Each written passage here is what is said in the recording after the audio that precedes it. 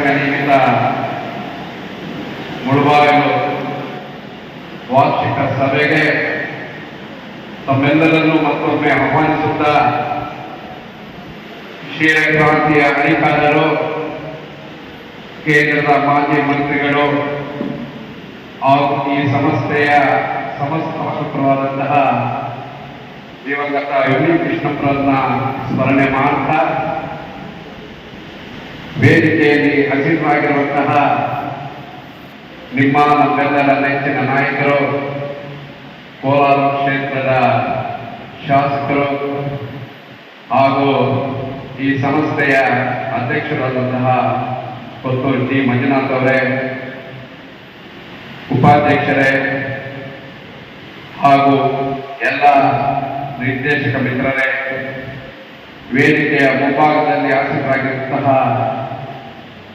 ಎಲ್ಲ ಮುಂಚೂಣಿ ಘಟಕದ ನಾಯಕರೇ, ನೀಲಕಂಠೇಗೌಡರು ಸಹಿತವಾಗಿ ರಾಜೇಂದ್ರ ಗೌಡರು, ಬಲ್ಲಂ ರಾಮಕೃಷ್ಣಣ್ಣ, ಕನ್ನಡಿ ಶ್ರೀನಿವಾಸ್, ವೆಂಕಟರಮಣ್ಣ, ಯಾಮಣ್ಣ, ಎಲ್ಲರೂ ಮುಂಚೂಣಿ ಘಟಕದ ಎಲ್ಲ ನಾಯಕರು, ರೈತಾಪಿ ವರ್ಗದವರು, ಮತ್ತೆ ಷೇರುದಾರರು, ಮಾಧ್ಯಮ ಮಿತ್ರರು, ಮತ್ತೆ ಸಾಮಾಜಿಕ ಜಾಲತಾಣದ ಸ್ನೇಹಿತರೆ,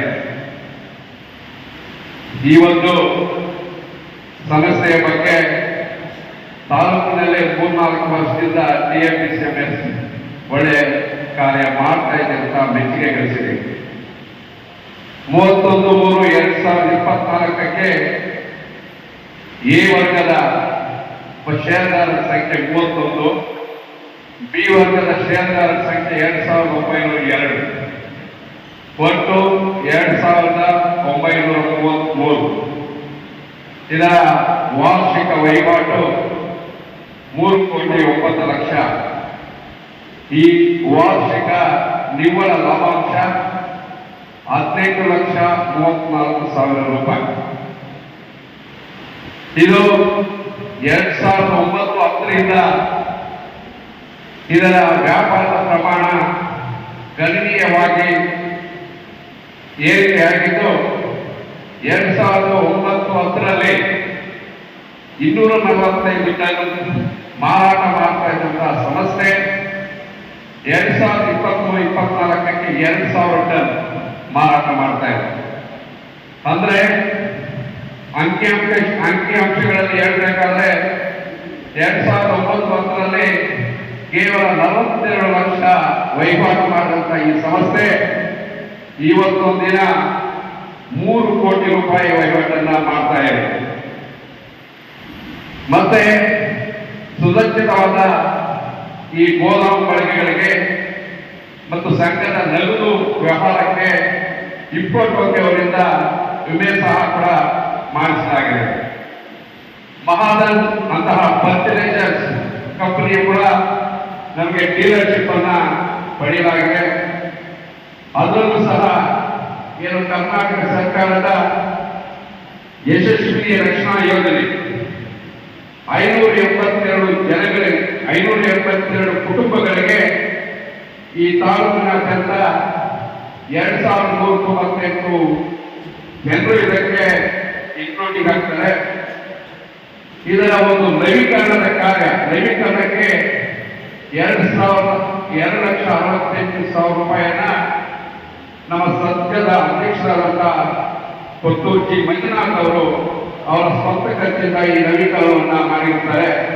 ಅವರಿಗೆ ನಿಮ್ಮೆಲ್ಲರ ಪರವಾಗಿ ಅಭಿನಂದನೆಗಳನ್ನ ಸಲ್ಲಿಸ್ತಾ ಇದೆ. ಮತ್ತೆ ಮುಂದೆ ಹೋಗ್ತಾ ಈ ಸಂಸ್ಥೆ ಬಂದಾಗ ನಗರಸಭೆಯವರು ಒಂದ್ ಕಡೆ ಮೀಟಿಂಗಲ್ಲಿ ನಮ್ದಿಲ್ಲ ಸರ್, ನಮ್ಗೆ ತೆರಿಗೆ ಹಣ ಅದರಲ್ಲಿ ನಾವು ಬೇರೆ ರೇಟ್ ಎಲ್ಲ ಕಟ್ಟಬೇಕು. ಇವತ್ತು ಒಂದು ಸಿಚುವೇಶನ್ ಆಗಿದೆ ಅಂದ್ರೆ ಇದರಲ್ಲಿ ಬಂದಂತ ನಿವ್ವಳ ಲಾಭಾಂಶದಲ್ಲಿ 12,75,000 ಒಂದು ತೆರಿಗೆಯನ್ನ ಅಪ್ ಟು ಡೇಟ್ 2023-24ಕ್ಕೆ ಕಟ್ಟಿ ಇದರ ಈ ಸೊತ್ತು ಕೂಡ ಸಹ ಮಾಡಲಾಗಿದೆ. ಇದು ಆಡಳಿತ ಮಂಡಳಿಯ ವೈಖರಿ. ಇನ್ನು ಹೆಚ್ಚಿಗೆ ಹೇಳಬೇಕಾದ್ರೆ ಕ್ರಿಯಾ ಯೋಜನೆಯಲ್ಲಿ ಸೇರಿದಂತೆ ರೈತ ಸಮುದಾಯ ಗೃಹದಲ್ಲಿ 3 ಮಳಿಗೆಗಳನ್ನ ನೆಲಸಮ ಮಾಡಿ ಅಲ್ಲಿ ಒಂದು ಸುಸಜ್ಜಿತವಾದ ಕಟ್ಟಡವನ್ನು ಕಟ್ಟಬೇಕಂತ ನೀಲನಕ್ಷೆ ತಯಾರಾಗಿದೆ. ಮತ್ತೆ ಪ್ರಧಾನಮಂತ್ರಿ ಔಷಧಿ ಕೇಂದ್ರ ಇರ್ಬೋದು, ಇಪ್ಪೋಟೋಕ್ಯ ಇದು TFSMS ಆಗೋ ಸರ್ವಿಸಸ್ ಇರ್ಬೋದು, ಇನ್ನು ಹೆಚ್ಚೆಚ್ಚಿಗೆ ರೈತರಿಗೆ ಒಂದು ಸರ್ವಿಸಸ್ ಕೊಡಬೇಕು. ಮತ್ತು ಆ ನಿಟ್ಟಿನಲ್ಲಿ ನಮ್ಮ ಸಂಘ ಪ್ರಯತ್ನ ಮಾಡ್ತಾ ಇದ್ದು ತಮ್ಮೆಲ್ಲರ ಒಂದು ಸಹಕಾರ ಅಗತ್ಯವಿದೆ. ಈ ಒಂದು ಸಂಸ್ಥೆಗೆ ಪ್ರತ್ಯಕ್ಷವಾಗಿ ಪರೋಕ್ಷವಾಗಿ ಸಹಕಾರ ಕೊಡ್ತಾ ಇರುವಂತಹ ಎಲ್ಲರಿಗೂ ಮತ್ತೊಮ್ಮೆ ನಾವು ವಂದನೆಗಳನ್ನು ಬಯಸ್ತಾ, ಈ ಒಂದು ಸಂಸ್ಥೆ ಇನ್ನೊಂದು ಎತ್ತರಕ್ಕೆ ಬೆಳೆಯಬೇಕಾದ್ರೆ ಮೂಲ ಕಾರಣ ಸಂಸ್ಥೆಯ ಯಜಮಾನ. ಯಾವುದೇ ಒಂದು ಕುಟುಂಬದಲ್ಲಿ ಆ ಕುಟುಂಬ ಹೆಚ್ಚಿಗೆ ಬೆಳೆಯಬೇಕಾದ್ರೆ ಕುಟುಂಬದ ಯಜಮಾನರು ಮುಖ್ಯ ಇರ್ತಾರೆ.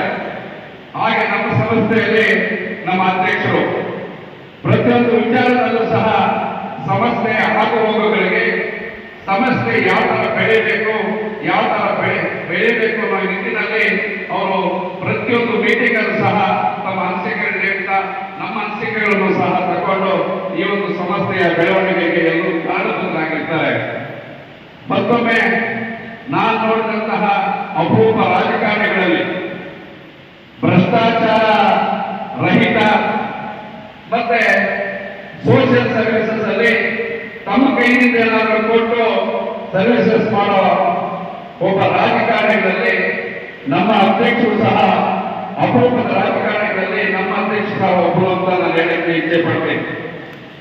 ಈ ಎಲ್ಲ ತಮ್ಮೆಲ್ಲರ ಅನಿಸಿಕೆಗಳು, ಈ ಒಂದು ಸಂಘದ ವಿಚಾರ ಮತ್ತೆ ಈ ಸಂಘ ಯಾವ ತರ ಬೆಳಿಬೇಕು, ಈ ಸಂಘಕ್ಕೆ ತಮ್ಮಿಂದ ಯಾವ ತರ ಸಹಕಾರಗಳನ್ನು ಬೇಕು ಅಂತ ಯಾಕಿಸುತ್ತಾ ಮತ್ತೊಮ್ಮೆ ಈ ಸಂಘದ ಅಭಿವೃದ್ಧಿಗೆ ಎಲ್ಲ ಕೈ ಜೋಡಿಸಬೇಕು, ಇನ್ನು ಹೆಚ್ಚೆಚ್ಚಿಗೆ ಈ ಸಂಘ ಪ್ರಗತಿಯನ್ನು ಸಾಧಿಸಬೇಕು ಅಂತ ಹೇಳ್ತಾ ಈ ಒಂದು ವಾರ್ಷಿಕ ಮಹಾಸಭೆಯಲ್ಲಿ ನಮ್ಮನ್ನ ನಾವು